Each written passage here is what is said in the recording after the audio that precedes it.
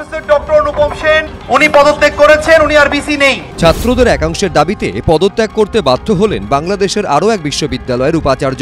বিক্ষোভের মুখে পদত্যাগ করলেন চট্টগ্রামের প্রিমিয়ার বিশ্ববিদ্যালয়ের উপাচার্য অনুপম সেন। মাস চারেক আগে ছাত্র আন্দোলনের জেরে দেশ ছাড়তে বাধ্য হয়েছিলেন শেখ হাসিনা। তারপর থেকে বিভিন্ন কলেজ বিশ্ববিদ্যালয়ের উপাচার্য অধ্যাপকদের পদত্যাগের দাবিতে বিক্ষোভ শুরু হয় বাংলাদেশে। পদত্যাগ করতে বাধ্য হন একের পর এক কলেজ বিশ্ববিদ্যালয়ের অধ্যক্ষ অধ্যাপকরা।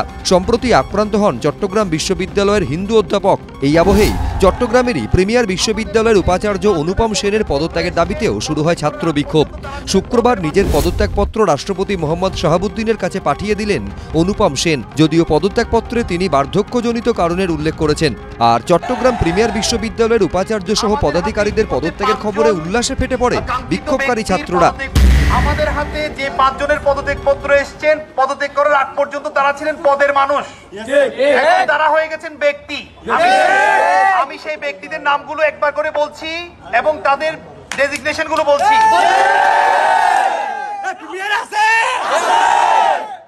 প্রফেসর ডক্টর অনুপম সেন একজন অসাধারণ শিক্ষক, উনি পদত্যাগ করেছেন, উনি আর বিসি নেই।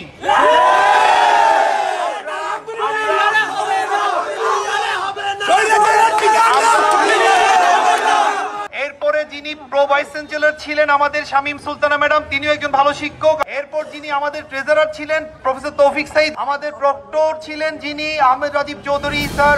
পদত্যাগী উপাচার্য অনুপম সেনের জন্ম চট্টগ্রামেই। তার বাবা ছিলেন কলকাতার প্রেসিডেন্সি কলেজের ছাত্র। ঢাকা বিশ্ববিদ্যালয় থেকে সমাজতত্ত্বে স্নাতকোত্তর করার পর বিদেশে গিয়ে পিএইচডি করেন অনুপম সেন। 4 দশকেরও বেশি শিক্ষকতার জীবনে পেয়েছেন 21 পদক। 71-এর মুক্তিযুদ্ধেও অংশ নেন অনুপম সেন। এই পদত্যাগী উপাচার্যকেই স্বৈরাচারীদের মিত্র বলে তকমা দিয়েছেন বিক্ষোভকারী পড়ুয়ারা। যে ধরনের মৌলবাদ ছাত্রদের গ্রাস করেছে তাতে তারা অনুপম সেন একে হিন্দু এবং আমার ধারণা, অনুমান আমার যদি ভুল না হয়, তিনি ডক্টর মোহাম্মদ ইউনূসের শিক্ষক। তার পদবিটা হচ্ছে প্রধান উপদেষ্টা। তিনি উপদেশ দেন কিন্তু কাজ করেন না, হুকুম করেন না, নিয়ন্ত্রণ করেন না। তার ফলে আমাদের অসহায়ভাবে একজন সৎ এবং সত্যিকারের পণ্ডিত মানুষের এই অপমান দেখতে হয়। শাহরিয়ার কবির আন্তর্জাতিক খ্যাতিসম্পন্ন একজন চলচ্চিত্রকার,